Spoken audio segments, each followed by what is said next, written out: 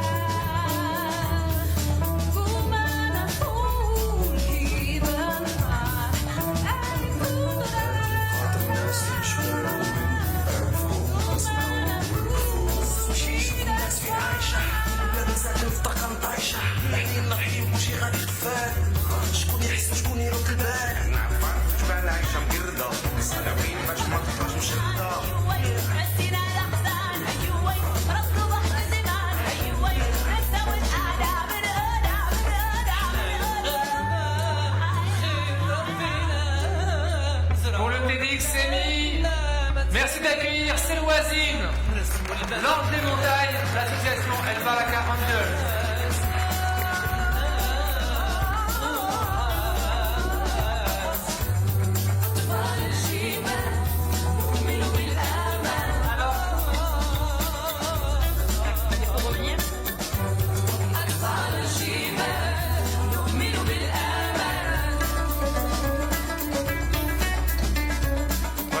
Avec un magnifique sourire d'un enfant, nos enfants.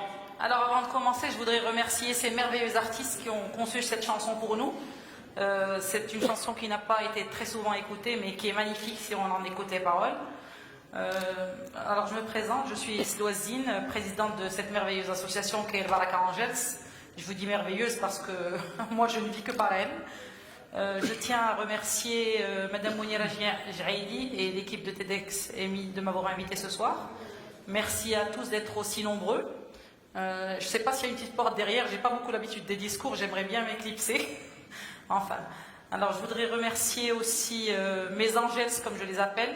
C'est tous les membres de l'association qui, sans eux, rien ne serait fait. Je voudrais remercier aussi mes parents qui ont fait de moi ce que je suis aujourd'hui.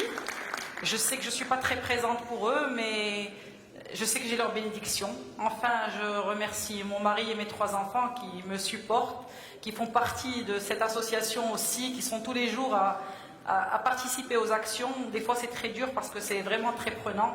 C'est du tous les jours, tous les jours, tous les jours, tous les jours. Voilà.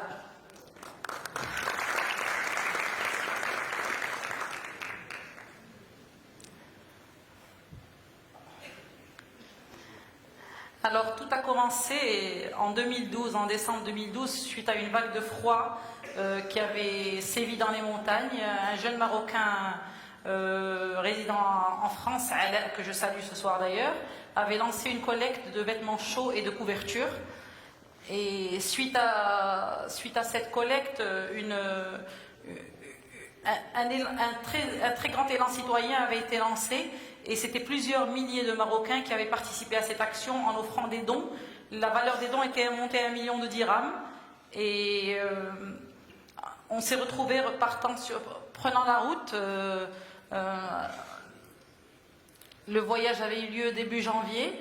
Nous étions partis avec 10 camions chargés à bloc. Nous étions 60 bénévoles. Ça avait été une action magnifique. Pendant 2 jours, nous avons participé à cette action, nous avons vécu avec les habitants, nous avons vécu leurs problèmes. C'était une action incroyable, je ne sais même plus quoi dire. Voilà. Donc là c'était le voyage, là on est dans le village d'Enfgou, à la fin de notre distribution. Tous les habitants étaient très contents d'avoir reçu leurs dons. Alors aujourd'hui je ne suis pas là, excusez-moi. Qu'est-ce que je fais?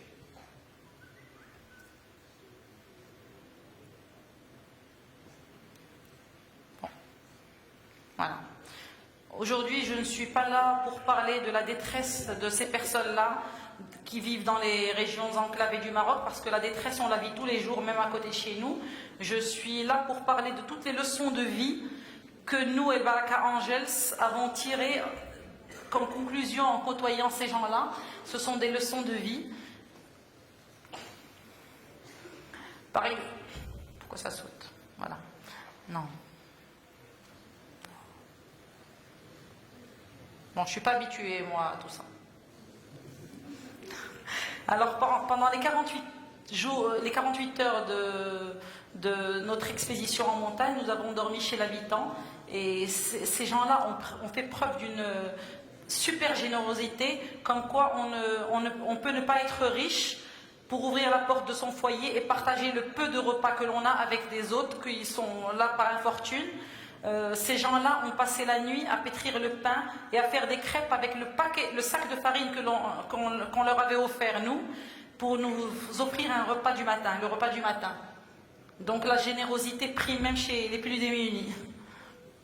Alors là, c'est Ahmed. Ahmed est un jeune homme d'une famille très pauvre de Rabat qui, pendant la préparation de la caravane, nous l'avions embauché pour nous soutenir, pour recevoir les dons des gens et tout ça. Et nous devions le payer. À la fin de la collecte, nous voyant partir, il est venu me voir et me dit non, moi je ne veux pas de salaire, mais j'ai envie de partir avec vous voir ces gens-là. Et effectivement, il nous a accompagnés. Après l'action, il est retourné avec nous, il était dans ma voiture, et tous les 5 ou 10 kilomètres, il voyait une personne marchant dans le froid, il me disait arrête-toi, arrête-toi, arrête-toi. Il a enlevé son manteau, il le donnait, il a enlevé son pull, il l'a donné, il a enlevé ses gants, son bonnet, ses chaussures. Je lui dis Ahmed, arrête-toi, sinon tu vas retourner à Rabat en culotte avec moi dans la voiture. Comme quoi on peut être démuni et offrir des choses et qu'on peut tendre la main à tous les niveaux.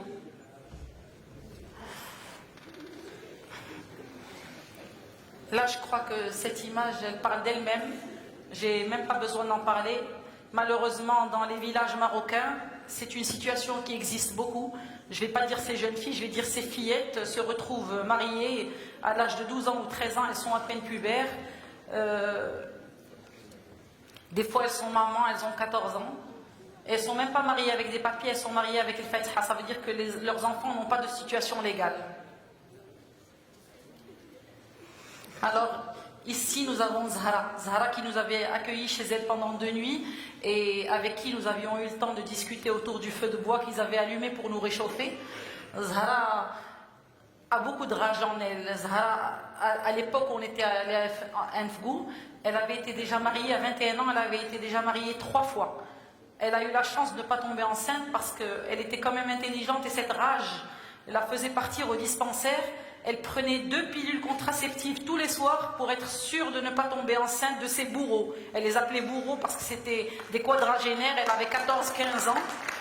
Et donc ça lui a évité de tomber enceinte, contrairement à ses sœurs qui sont retournées à leur domicile parental avec chacune 2-3 enfants. Je crois que c'est des femmes comme Zahra qui feront peut-être changer la situation au Maroc un jour.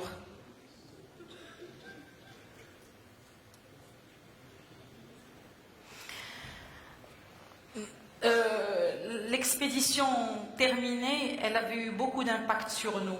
Nous ne pouvions pas retourner dans notre cocon douillet et tout oublier. C'était impossible parce que ces gens-là vivaient très différemment de nous. Nous, on est tout le temps là en train de nous plaindre. On a froid, on n'a pas envie de marcher, tout est loin, tout est cher. Eux, ils n'ont accès à rien, aucune infrastructure, pas de dispensaire. Quand le dispensaire est là, il est fermé. L'école est à 4-5 km. Les enfants font le chemin dans la neige. Et donc on ne pouvait pas rester insensible à cette cause. En revenant, on a décidé avec quelques membres, avec ma famille et quelques membres des bénévoles qui étaient partis, on était 60 comme je l'avais dit, on avait décidé de remener une action plus grande. Mais c'était pas aussi vite dit, aussi vite fait. Nous avons eu beaucoup de soucis, beaucoup de lenteur du système, on nous a bloqués, on ne nous a pas laissé repartir. Notre première action avait été très grande et elle avait beaucoup dérangé. Nous avions levé le voile sur ce Maroc, comme nous on l'appelle le Maroc oublié. Donc pendant 2 ou 3 mois, notre deuxième caravane, qui était aussi importante que la première, est restée bloquée. Les denrées alimentaires sont restées dans un dépôt. On avait pour 70 tonnes de denrées alimentaires.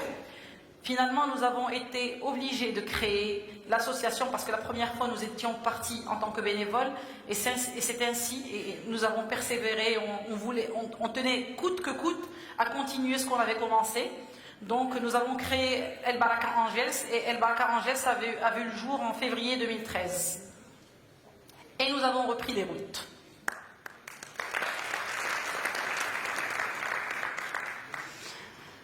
Alors, là, c'était notre première expédition après avoir été structurée en association. Et cette dame que vous voyez là, en train de recevoir le paquet, avec elle, elle a un enfant aveugle, un jeune homme aveugle. Ce jeune homme, c'est Aziz. Aziz était un élève studieux, brillant. Malheureusement, à 15 ans, il a eu une tumeur cérébrale et il a perdu l'usage de ses jambes et il est devenu aveugle. Sa maman, comme toutes les mamans, a gardé espoir. Et comme on dit, l'espoir fait vivre. Elle a frappé à toutes les portes dans la mesure de ses moyens, tous les dispensaires, l'hôpital d'Azro, parce que là, c'est dans la région d'Azro. Et en venant à cette expédition humanitaire, elle a ramené avec elle son dossier médical qu'elle a remis à ma fille ici présente, un gros dossier médical, et elle lui a dit « essayez de m'aider ». Donc nous avons mobilisé beaucoup de personnes. Finalement, Aziz a été admis à l'hôpital de Meknès. Il avait une tumeur bénigne, il a été opéré à 3 reprises Il a eu 3 mois de convalescence, il a retrouvé l'usage de ses jambes, il a retrouvé la vue, et l'année suivante, il est retourné sur les bancs de son lycée. L'espoir fait vivre.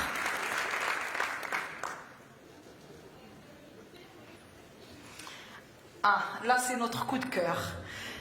La première distribution avait eu lieu dans une école et on s'était rendu compte de l'état des écoles dans le rural, pour ne pas dire dans les montagnes. Alors pendant 2 week-ends, avec 2 membres de l'association, avec Oussama et Sfouane qui sont présents ici, nous avons sillonné les petits chemins des montagnes et à chaque fois que moi je voyais une école, je leur disais non, Britchim Drassa, avec ces termes-là. Et on m'a emmené voir cette école. Là vous la voyez, elle est finie, on l'a faite. Dans cette école, il y avait 2 classes et une chambre d'instituteur. La première classe avait un toit qui s'était effondré. Heureusement que les enfants étaient chez eux pendant la nuit. Elle a tellement reçu de l'eau, l'étanchéité était complètement bousillée. Et un soir, le toit s'est effondré, les enfants n'étaient pas là, alhamdoulilah. Donc on a décidé de faire cette école. On a sué pour les autorisations, pour avoir les autorisations. Dans cette école, il n'y avait que 25 élèves. Ça, c'est le petit village de Messouli. Vous voyez les maisons là à côté, comment elles sont. C'est des bidonvilles. Dans ce village-là, il est au creux d'une vallée. C'est pas loin de Illuh. Pas loin, quand je dis pas loin, nous on mettait 2h30 de piste tous les week-ends pour vérifier le chantier.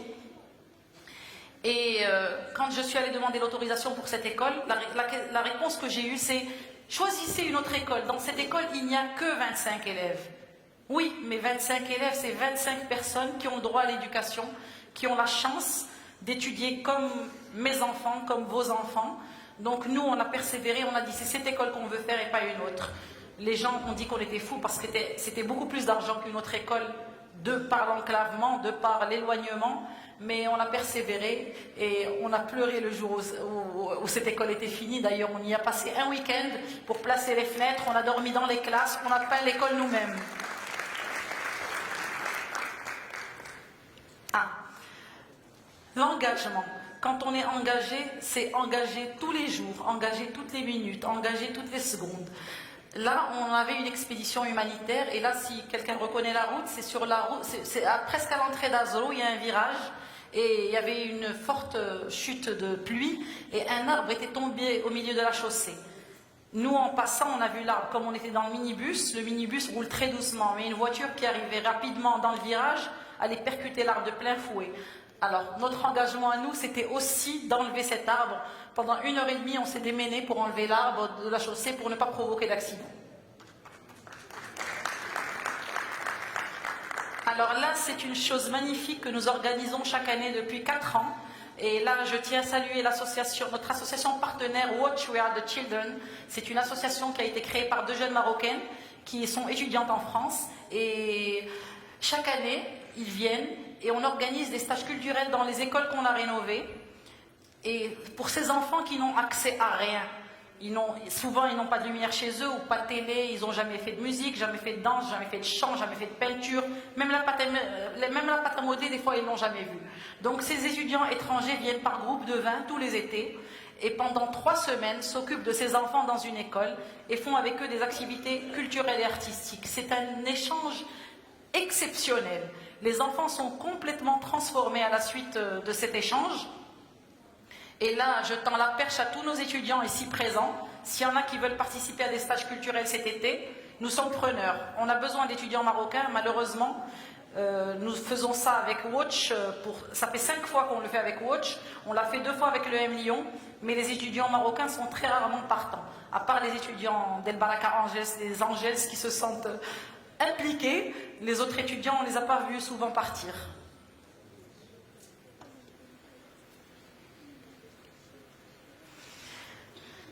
Alors, tous ces habitants des villages font preuve d'un grand courage. Par exemple, la Younes fait 4 à 5 km à pied tous les jours pour aller à l'école. Quand il neige, il se retrouve privé de son école parce qu'il n'y a pas accès. Il est mal vêtu, mal chaussé, il n'est pas préparé contre le froid pour faire 4 ou 5 km à pied. Les femmes accouchent souvent chez elles. Parce qu'au dispensaire, il n'y a pas de médecin, aucun médecin ne veut travailler dans ces conditions, il n'y a pas d'infirmière, l'ambulance pour les emmener demande à se faire payer alors qu'elle est là pour eux. Donc ces villageois aussi se trouvent coupés du monde quand il neige. D'ailleurs, nous en avons fait l'expérience l'année dernière. Dans une expédition humanitaire, on n'arrivait pas à accéder à certains villages. Nous qui étions en 4x4, nous n'arrivions pas à eux, mais eux à pied, je ne sais pas comment ils font pour se nourrir. Donc je salue le courage de tous ces habitants des zones enclavées. Alors, depuis 5 ans que nous existons, et je suis fière de dire presque 5 ans, en février ça fera 5 ans, nous avons quand même fait pas mal de choses, parce que c'est un engagement de tous les jours. On met la barre très haut, et on a une superbe équipe qui est vraiment sur tous les terrains. Nous avons pu faire 20 expéditions humanitaires en 5 ans. Ça veut dire que nous faisons 2 ou 3 expéditions humanitaires tous les hivers. Nous en faisons une pour Ramadan, pour rappeler le panier de Ramadan, l'aide aux personnes démunies. Ce sont 15 000 familles que nous avons soutenues en 4 ans et demi ou 5 ans. Nous avons rénové 12 écoles. Quand je dis rénover, c'est plutôt reconstruire, parce que dans les écoles où on arrive, on construit les cantines, on construit les cuisines, on construit les toilettes, on détruit le préfabriqué et on construit des classes en dur, on refait les toitures des écoles existantes. Souvent, on participe aux travaux de finition des écoles. Ce sont 1200 enfants qui ont profité de ces écoles rénovées. Et je vais vous parler de notre dernier coup de cœur. L'année dernière, nous avons reçu une vidéo que Medicivi avait lancée sur le net. Elle était allée filmer la neige dans la province d'Azélal, dans les montagnes, et elle était tombée sur des élèves qui se réchauffaient autour d'un feu de bois. Elle dit aux enfants, pourquoi vous n'êtes pas à l'école? Ces enfants répondent, parce que nous, on n'a pas d'école. Elle est allée sur l'école, sur les lieux. Il y avait une école, mais dans cette école, il n'y avait qu'une seule classe. Et dans le village, il y avait 250 élèves. Ces élèves partaient à l'école 1 heure par jour à tour de rôle.